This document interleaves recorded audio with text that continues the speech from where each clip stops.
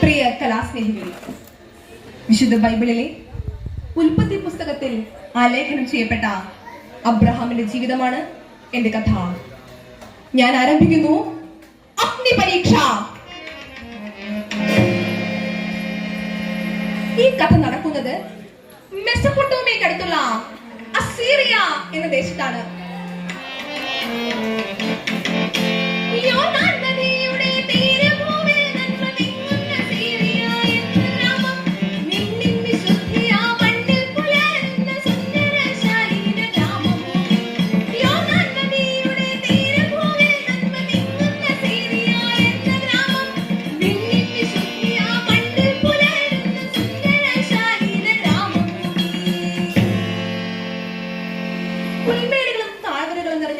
മനോഹരമായ ദേശം, ആട്ടിൻ കറ്റകളുമായി നീങ്ങുന്ന ഇടയന്മാർ, വിളഞ്ഞ ഗോതമ്പിന്റെ നിറമുള്ള ഗ്രാമീണ പെൺകുടിമാർ.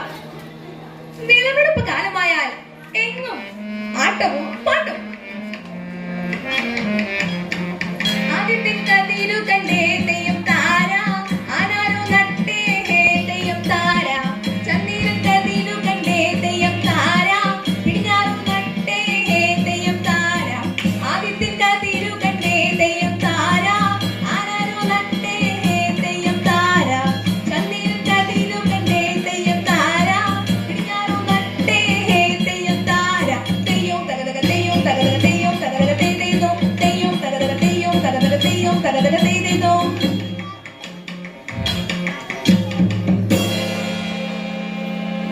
പക്ഷേ കഷ്ടമെന്നല്ലാതെ എന്തു പറയാൻ? അസീറിയയിലെ ജനങ്ങൾ ഏകദൈവ വിശ്വാസികളായിരുന്നില്ല. സൂര്യനും ചന്ദ്രനും നക്ഷത്രങ്ങളുമെല്ലാം അവരുടെ ആരാധനാമൂർത്തികൾ. എന്നാൽ ഏകദൈവത്തിൽ മാത്രം ആരാധിച്ചിരുന്ന ഒരു മനുഷ്യൻ അവരുടെ ഇടയിൽ പാർത്തിരുന്നു. അബ്രാം, ഭക്തനും നീതിമാനുമായ മനുഷ്യൻ. അബ്രാമിന്റെ അരികിലേക്കാണ് സുന്ദരിയായ ഒരു സ്ത്രീ കടന്നു വരുന്നു. അത് മറ്റാരുമല്ല, അബ്രാമിന്റെ ഭാര്യ സാറ. പുഷ്പിത ജീവിത വാടിയിലോ ഒരപ്സര സുന്ദരിയാണു സാറ. ആരാധകരില്ലാത്ത വഴിയിൽ ആരോമൽ നായികയാണു സാറ. പുഷ്പിത ജീവിത വാടിയിലോ ഒരപ്സര സുന്ദരിയാണു സാറ.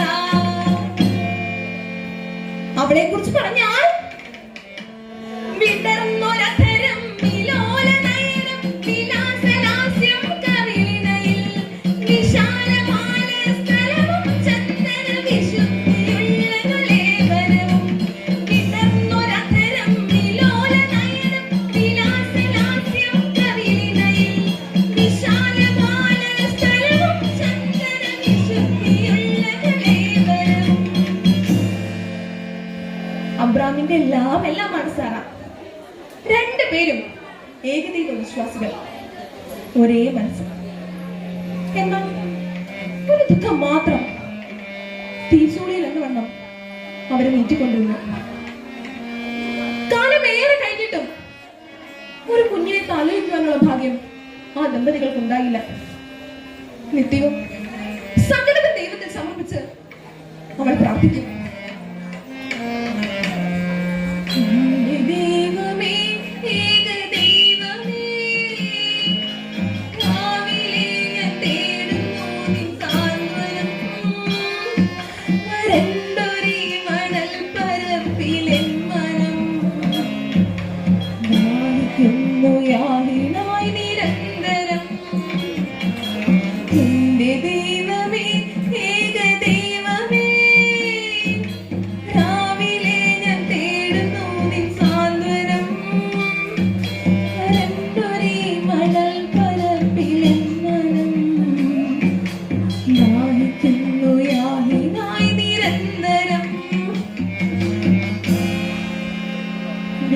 സാറേ, അബ്രഹാം ആശ്വസിപ്പിക്കും. സാറ, നീ കരയണ്ട, എല്ലാം മാറും. നമ്മുടെ പ്രാർത്ഥന ദൈവം കേൾക്കും. ഒരു നാൾ അബ്രാം പ്രാർത്ഥനയിൽ മുഴുകിയിരിക്കെ ചുറ്റും തീക്ഷ്ണമായ പ്രകാശം, ഒപ്പം ഒരു കനത്ത ശബ്ദവും, അബ്രഹാം. ശബ്ദം കേട്ട ദിക്കിലേക്ക് അബ്രാം ഭീതിയോടെ നോക്കി. അബ്രഹാം, ഭയപ്പെടേണ്ട, ഞാൻ നിന്റെ ദൈവമാകുന്നു. നിന്റെ തലമുറയെ ഞാൻ വർദ്ധിപ്പിക്കും. നീ സകല ജനത്തിനും പിതാവായി തീരും. ഇന്നു മുതൽ നീ അബ്രാം എന്നല്ല, അബ്രഹാം എന്ന് വിളിക്കപ്പെടും. ഞാൻ കൽപ്പിക്കുന്ന ദേശത്ത് ചെന്ന് പാർക്കാം. ദൈവഹിതം ഹൃദയത്തിൽ സ്വീകരിച്ച് അബ്രഹാം സാറയോടൊപ്പം കാനാൻ ദേശം തേടി യാത്രയായി. കാനാൻ ദേശം, വാഗ്ദത്ത നാട്. അതാ ആ കാണുന്നതാണ് കാനാൻ ദേശം. ശ്വസന പൂകൾ ചൂടും താഴ്വരകൾ, കളകളം പാടും ചോലകൾ, മരനിരകൾ, നയനമനോഹരമാണ് ഈ പ്രദേശം. ശ്വസന പൂകൾ ചൂടും താഴ്വരകൾ, കളകളം പാടും പുൽച്ചോലകൾ, മരനിരകൾ, നയനമനോഹരമാണ് ഈ പ്രദേശം. ആ മനോഹര ദേശത്ത് അബ്രഹാം സാറയോടൊപ്പം താമസിച്ചു. ഒരു കുഞ്ഞിനെ താലോലിക്കുവാനുള്ള മോഹം ബാക്കി വെച്ച് മാസങ്ങളും വർഷങ്ങളും കടന്നുപോയി. അബ്രഹാമിന് 100 വയസ്സായി. ഒരു നാൾ ആ അത്ഭുത വാർത്ത അബ്രഹാമിന്റെ ചെവിയിലെത്തി. സാറ ഗർഭിണിയായിരിക്കുന്നു. കാലം തികഞ്ഞപ്പോൾ അവൾ പ്രസവിച്ചു ഒരാൺ കുഞ്ഞ്. വയസ്സുകാലത്ത് വൈകിയെത്തിയ ആ വസന്ത മലറിന് അവർ പേരിട്ടു ഇസ്ഹാക്ക്. അച്ഛനമ്മമാരുടെ സ്നേഹവാത്സല്യങ്ങൾ അവോളം നുകർന്ന് ആ കുഞ്ഞ് വളർന്നു. ഒരു മുത്തം, മണിമുത്തം, ഓമന മുത്തം, ഒന്നാമതമ്മ തരാം വാവോ വാവോ. തിരുമുത്തന്തിന് കവിളിൽ ഇനിയും നൽകാം അച്ഛന്റെ പൊന്നുമോൻ വാവോ വാവോ. ഒരു മുത്തം, മണിമുത്തം, ഓമന മുത്തം, ഒന്നാമതമ്മ തരാം വാവോ വാവോ. തിരുമുത്തന്തിന് കവിളിൽ ഇനിയും നൽകാം അച്ഛന്റെ പൊന്നുമോൻ വാവോ വാവോ വാവോ വാവോ വാവോ വാവോ. ഈ ഇസ്ഹാക്ക് ചുറുചുറുക്കുള്ള ഒരു ബാലനാണ്. അമ്മയുടെ കുസൃതി കൊടുക്കാൻ അബ്രഹാമിന്റെ ജീവിത നദി സ്വച്ഛന്തമൊഴുകി. ഒരു നാൾ ദൈവം അബ്രഹാമിനെ വിളിച്ചു. അബ്രഹാം, നിന്റെ ഏക മകനെ എനിക്ക് ബലി കഴിക്കാം.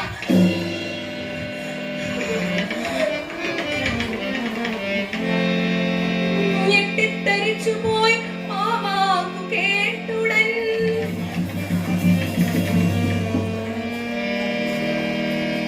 ഹൃദയത്തിൽ കൊള്ളിയാൻ വന്നു മിന്നി. വാടിത്തളർന്ന മുഖവുമായി കേഴുന്ന മാതാപിതാക്കൾ നിശ്ചേഷ്ടരായി. അബ്രഹാം നടുങ്ങിപ്പോയി. സാറ തളർന്നു വീണു. ആറ്റുനോറ്റുണ്ടായ ഏകപുത്രൻ ഒരു വശത്ത്, താൻ വിശ്വസിക്കുന്ന സർവശക്തനായ ദൈവത്തിന്റെ കൽപ്പന മറുവശത്ത്. സംഘർഷഭരിതമായ നിമിഷങ്ങൾക്കൊടുവിൽ അബ്രഹാം തീരുമാനിച്ചു, ദൈവകൽപ്പന നിറവേറ്റുക, ഇസ്ഹാക്കിനെ ബലി കഴിക്കാം.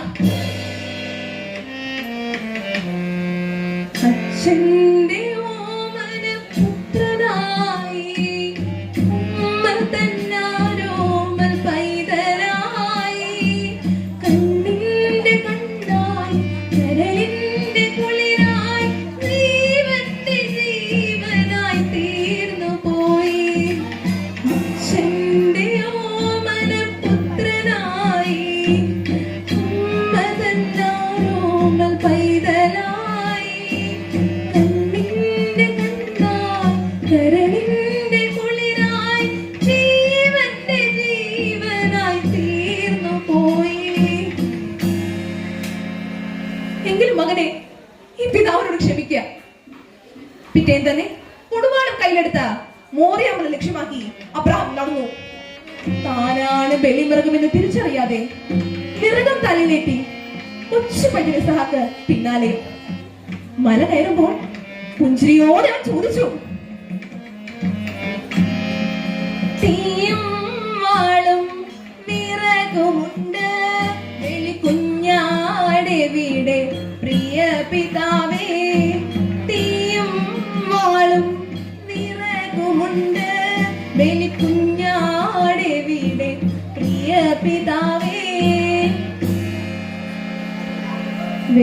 പിടിച്ചമർത്തി അബ്രഹാം പറഞ്ഞു, എല്ലാം ദൈവം കരുതിക്കൊള്ളും. ആ യാത്ര മലമുകളിലെത്തി. നിമിഷ നേരത്തിൽ ബലിപീഠം ഒരുങ്ങി. വിറക് കെട്ടുകൾ അതിന് മുകളിൽ നിർത്തി.